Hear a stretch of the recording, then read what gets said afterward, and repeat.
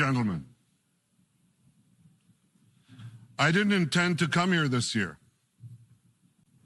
My country is at war, fighting for its life. But after I heard the lies and slanders leveled at my country by many of the speakers at this podium, I decided to come here and set the record straight.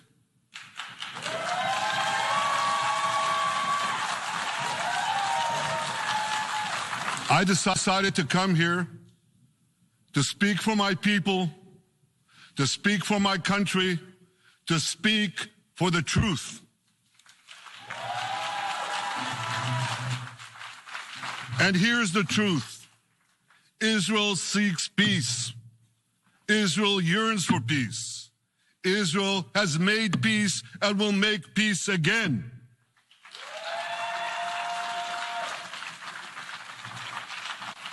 Yet we face savage enemies who seek our annihilation, and we must defend ourselves against these savage murderers. Our enemies seek not only to destroy us, they seek to destroy our common civilization and return all of us to a dark age of tyranny and terror.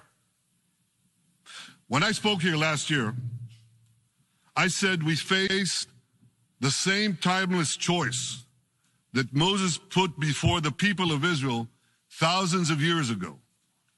As we were about to enter the Promised Land, Moses told us that our actions will determine whether we bequeath to future generations a blessing or a curse. And that is the choice we face today. The curse of Iran's unremitting aggression, or the blessing of a historic reconciliation between Arab and Jew. In the days that followed that speech, the blessing I spoke of came into sharper focus. A normalization deal between Saudi Arabia and Israel seemed closer than ever. But then came the curse of October 7th. Thousands of Iranian-backed Hamas terrorists from Gaza burst into Israel in pickup trucks, on motorcycles, and they committed unimaginable atrocities. They savagely murdered 1,200 people. They raped and mutilated women. They beheaded men. They burned babies alive. They burnt entire families alive, babies, children, parents, grandparents, in scenes reminiscent of the Nazi Holocaust. Hamas kidnapped 251 people from dozens of different countries, dragging them into the dungeons of Gaza. Israel has brought home 154 of these hostages, including 117 who returned alive. I want to assure you, we will not rest until the remaining hostages are brought home too. And some of their family members are here with us today. I ask you to stand up.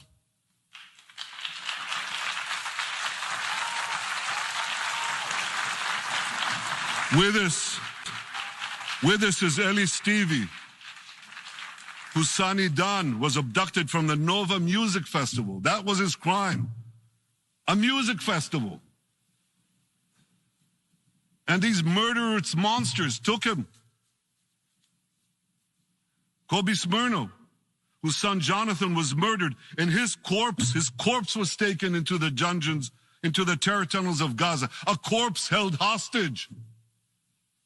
Salim al-Atrash, whose brother Muhammad, a brave Arab-Israeli soldier, was murdered. His body too was taken to Gaza. And so was the body of Ifat Hyman's daughter in Bar, who was brutally murdered at that same music festival.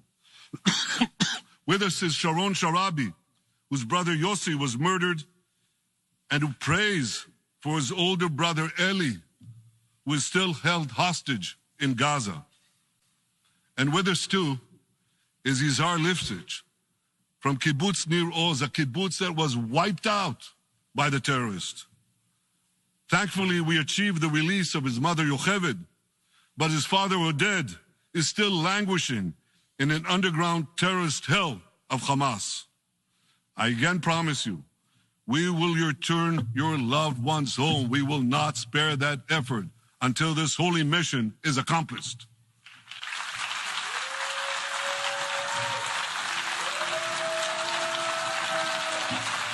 Ladies and gentlemen, the curse of October 7th began when Hamas invaded Israel from Gaza. But it didn't end there. Israel was soon forced to defend itself on 6 more war fronts organized by Iran.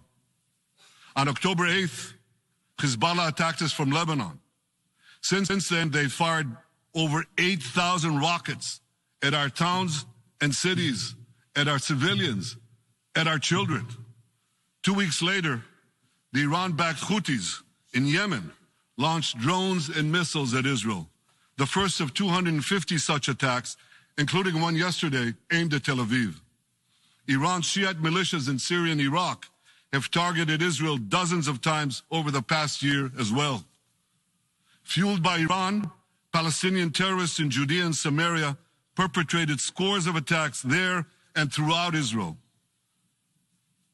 And last April, for the first time ever, Iran directly attacked Israel from its own territory, firing 300 drones, cruise missiles, and ballistic missiles at us. I have a message for the tyrants of Tehran. If you strike us, we will strike you. There is no place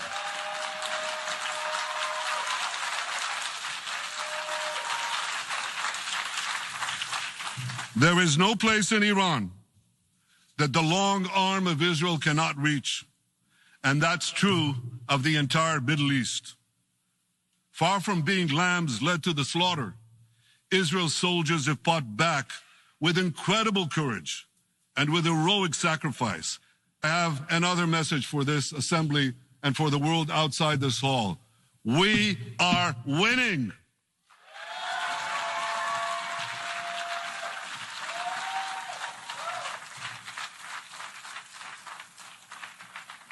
Ladies and gentlemen, as Israel defends itself against Iran in the seven-front war, the line separating the blessing and the curse could not be more clear. This is the map I presented here last year. It's a map of a blessing. It shows Israel and its Arab partners forming a land bridge connecting Asia and Europe between the Indian Ocean and the Mediterranean Sea. Across this bridge, we will lay rail lines, energy pipelines, fiber optic cables, and this serve the betterment of 2 billion people. Now look at this second map. It's a map. Look at the second map. It's a map of a curse. It's a map of an arc of terror that Iran has created and imposed from the Indian Ocean to the Mediterranean. Iran's malignant arc has shut down international waterways. It cuts off trade. It destroys millions, destroys nations from within, and inflicts misery on millions. On the one hand, a bright blessing, a future of hope. On the other hand, a dark future of despair. And if you think this dark map is only a curse for Israel, if you think that, then you should think again. Because Iran's aggression, if it's not checked, will endanger every single country in the Middle East and many, many countries in the rest of the world. Because Iran seeks to impose its radicalism well beyond the Middle East. That's why it funds terror networks on 5 continents. That's why it builds ballistic missiles for nuclear warheads to threaten the entire world. For too long, the world has appeased Iran. It turns a blind eye to its internal repression. It turns a blind eye to its external aggression. Well, that appeasement must end. And that appeasement must end now.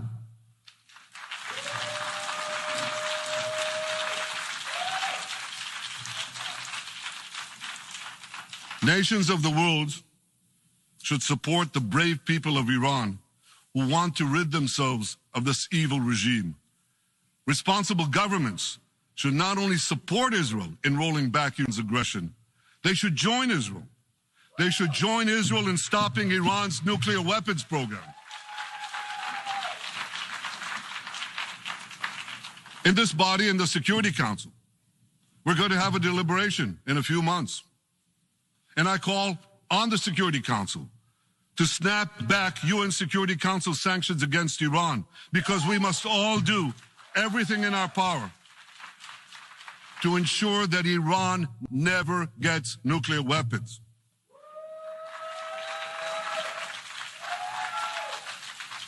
For decades, I've been warning the world against Iran's nuclear program. Our actions delayed this program by perhaps a decade, but we haven't stopped it. We've delayed it, but we haven't stopped it. Iran now seeks to weaponize its nuclear program for the sake of the peace and security of all your countries. For the sake of the peace and security of the entire world, we must not let that happen. And I assure you, Israel will do everything in its power to make sure it doesn't happen.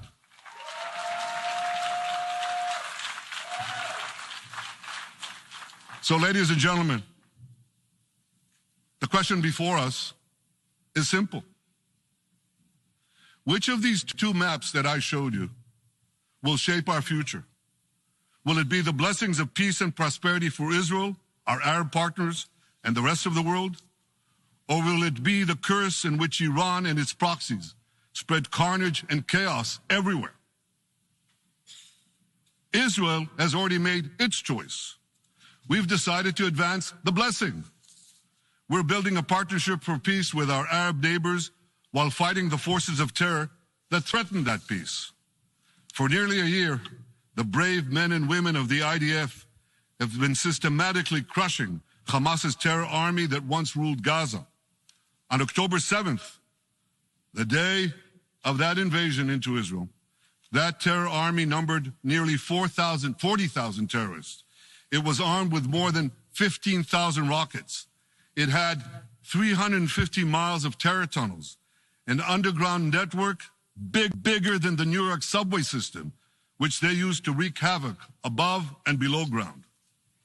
A year later, the IDF has killed or captured more than half of these terrorists, destroyed over 90% of their rocket arsenal, and eliminated the key segments of their terror tunnel network. In major military operations,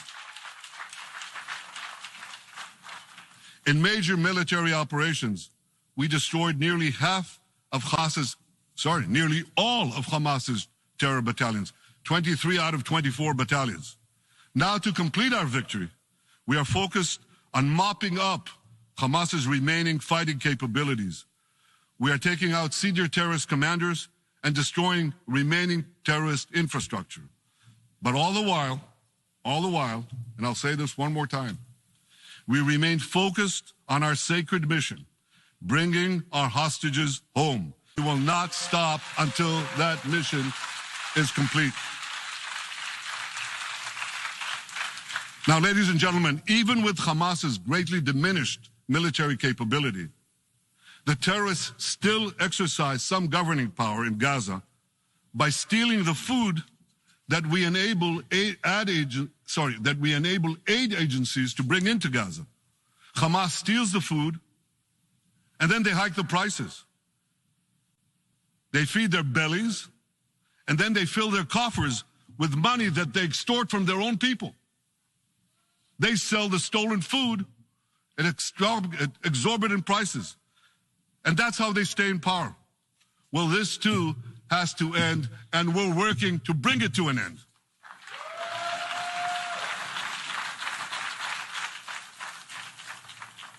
And the reason is simple. Because if Hamas stays in power, it will regroup, rearm, and attack Israel again and again and again, as it is vowed to do. So Hamas has got to go.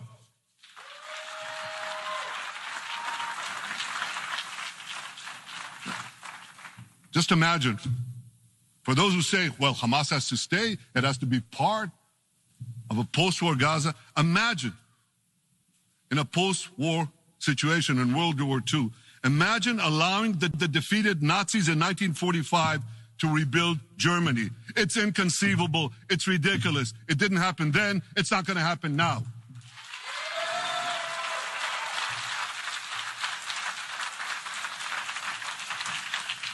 This is why Israel will reject any rule for Hamas in a post-war Gaza.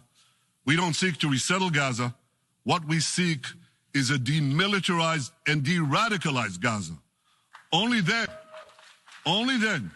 can we ensure that this round of fighting will be the last round of fighting. We are ready to work with regional and other partners to support a local civilian administration in Gaza committed to peaceful coexistence. As for the hostages, I have a message for the Hamas captors. Let them go. Let them go. All of them. Those alive today must be returned alive, and the remains of those whom you brutally killed must be returned to their families. Those families here with us today and others in Israel deserve to have a resting place for their loved ones, a place where they can grieve and remember them. This war, ladies and gentlemen, this war can come to an end now. All that has to happen is for Hamas to surrender, lay down its arms, and release all the hostages. But if they don't, we will fight until we achieve victory, total victory. There is no substitute for it.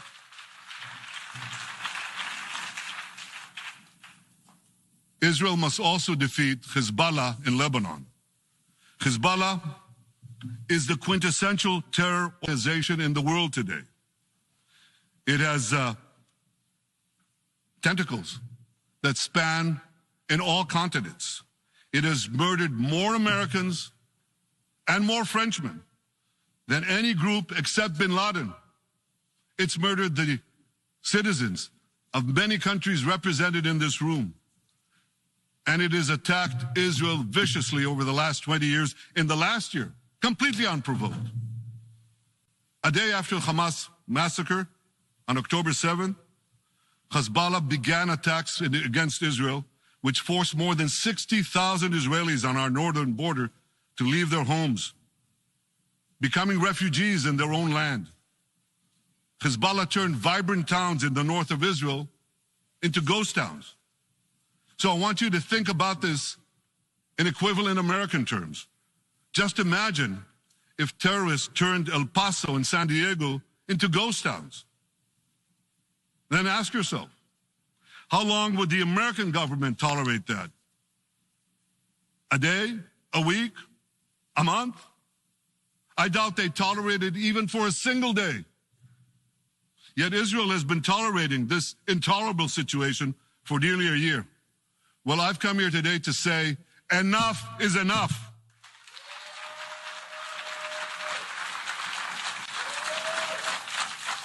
We won't rest until our citizens can return safely to their homes. We will not accept a terror army perched on our northern border, able to perpetrate another October 7th style massacre.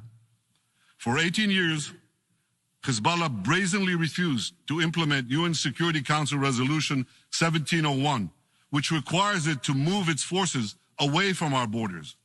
Instead, Hezbollah moved right up to our border. They secretly dug terror tunnels to infiltrate our communities and indiscriminately fired thousands of rockets into our towns and villages. They fire these rockets and missiles not from military sites. Not from that. They do that too. But they fire those rockets and missiles after they place them in schools, in hospitals, in apartment buildings, and in the private homes of the citizens of Lebanon. They endanger their own people. They put a missile in every kitchen, a rocket in every garage.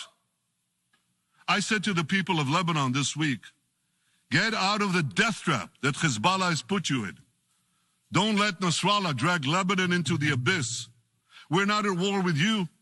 We're at war with Hezbollah, which has hijacked your country and threatens to destroy ours.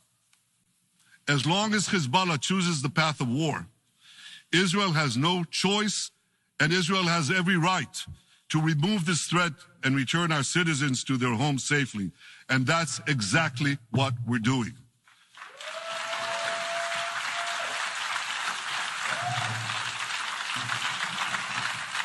Just this week, the IDF destroyed large percentages of Hezbollah's rockets, which had built with Iran's funding for 3 decades.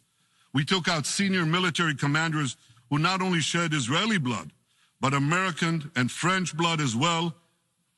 And then we took out their replacements, and then the replacements of their replacements. And we'll continue degrading Hezbollah until all our objectives are met.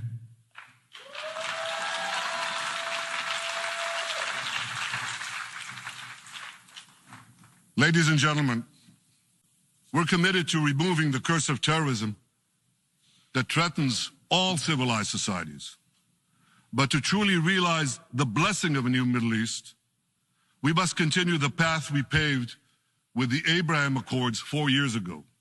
Above all, this means achieving a historic peace agreement between Israel and Saudi Arabia.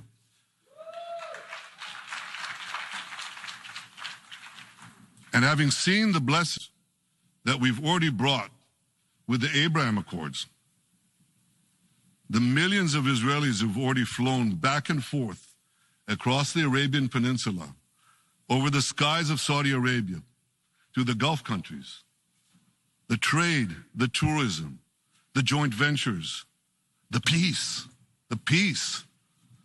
I say to you, what blessings such a peace with Saudi Arabia would bring. It would be a boon to the security and economy of our two countries. It would boost trade and tourism across the region. It would help transform the Middle East into a global juggernaut. Our two countries could cooperate on energy, water, agriculture, artificial intelligence, and many, many other fields. Such a peace, I'm sure, would be a true pivot of history. It would usher in a historic reconciliation between the Arab world and Israel, between Islam and Judaism, between Mecca and Jerusalem. While Israel is committed to achieving such a peace, Iran and its terror proxies are committed to scuttling it. That's why one of the best ways to foil Iran's nefarious designs is to achieve the peace. Such a peace would be the foundation for an even broader Abrahamic alliance. And that alliance would include the United States, Israel's current Arab peace partners, Saudi Arabia, and others who choose the blessing of peace. It would advance security and prosperity across the Middle East and bring enormous benefits to the rest of the world. With American support and leadership, I believe this vision can materialize, and much sooner than people think. And as the Prime Minister of Israel, I will do everything in my power to make it happen. This is an opportunity we and the world should not let go by.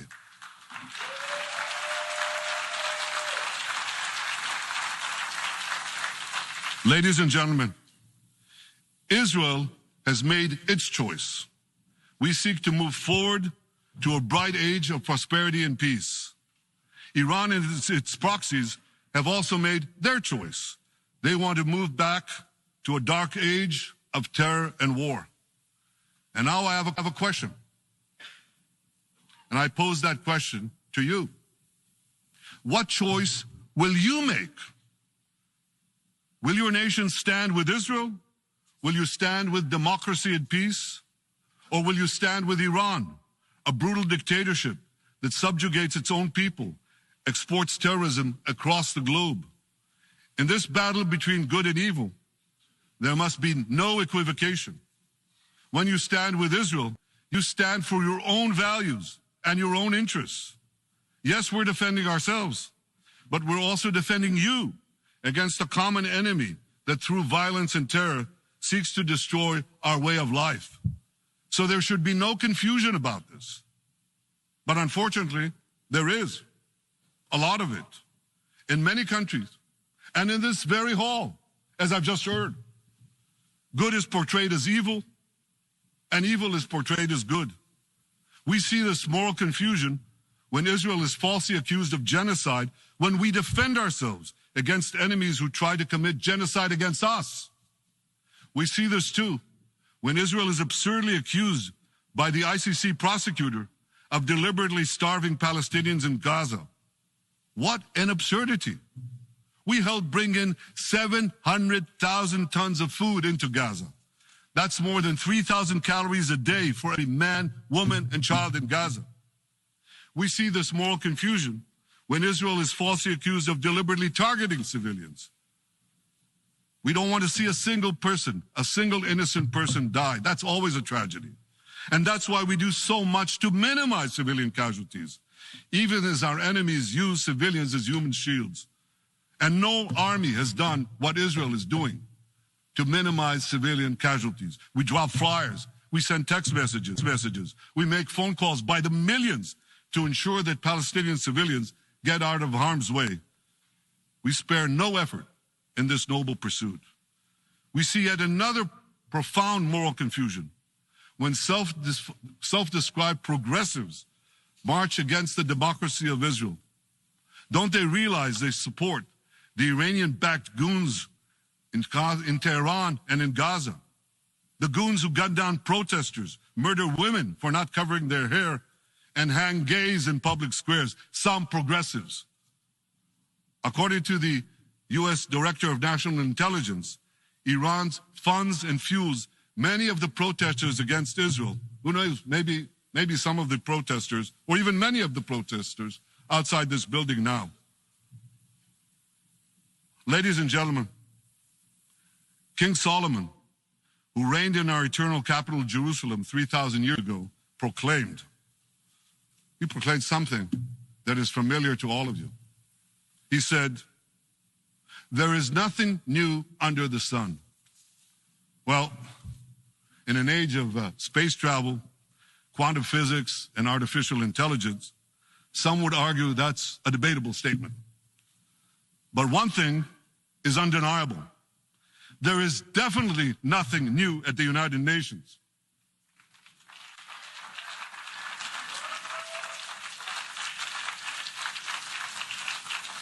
Take it from me. I first spoke from this podium as Israel's ambassador to the UN in 1984. That's exactly 40 years ago. And in my maiden speech here, I think it's the same podium, by the way. In my maiden speech here, I spoke against a proposal to expel Israel from this body.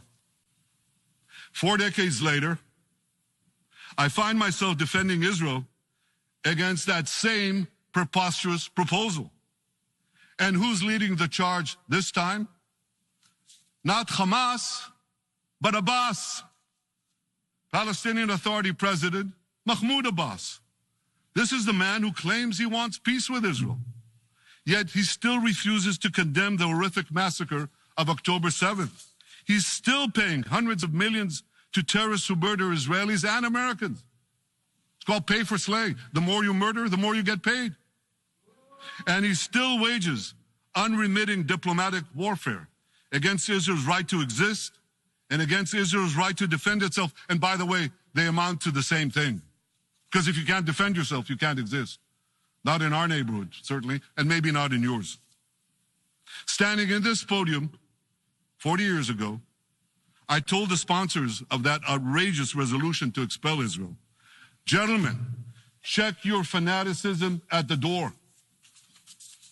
Today, I tell President Abbas and all of you who would shamefully support that resolution, check your fanaticism at the door.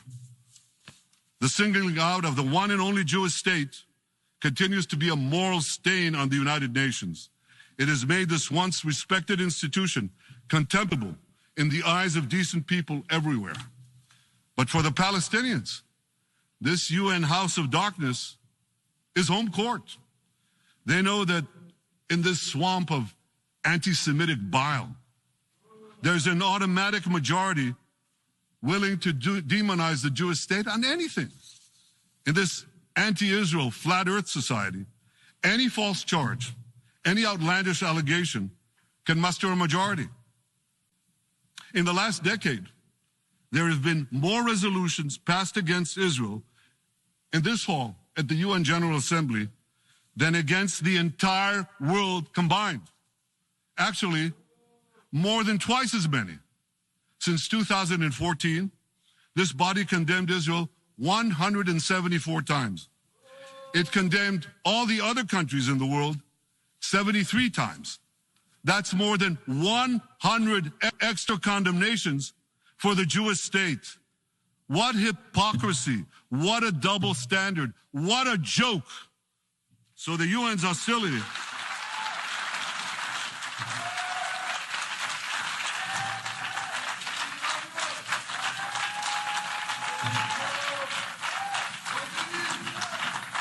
So all the speeches you heard today, all the hostility directed at Israel this year, it's not about Gaza. It's about Israel. It's always been about Israel's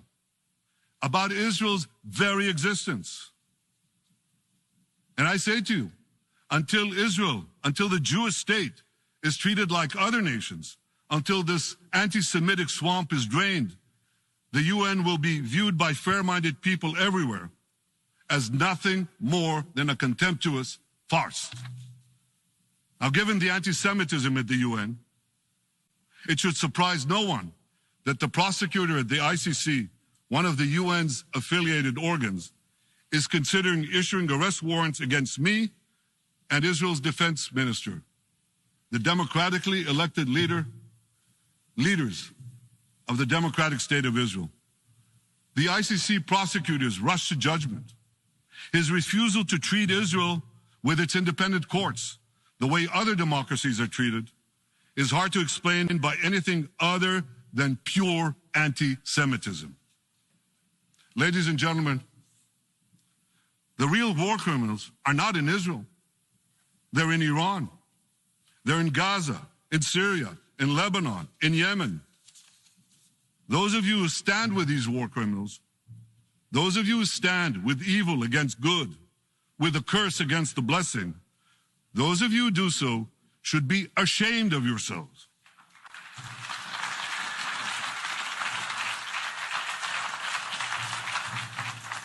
But I have a message for you. Israel will win this battle. We'll win this battle because we don't have a choice. After generations in which our people were slaughtered, remorselessly butchered, and no one raised a finger in our defense, we now have a state. We now have a brave army, an army of incomparable courage, and we are defending ourselves. As the book of Samuel says in the Bible, Netzach Yisrael lo yishaker. The eternity of Israel will not falter.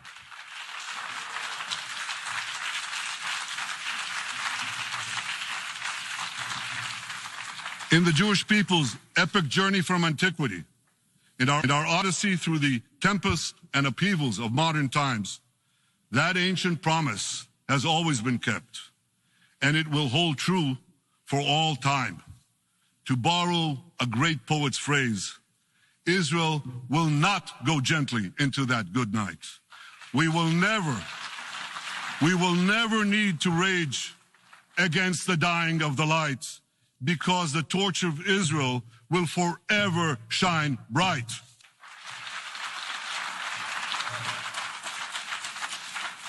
To the people of Israel and to the soldiers of Israel, I say, be strong and of good courage.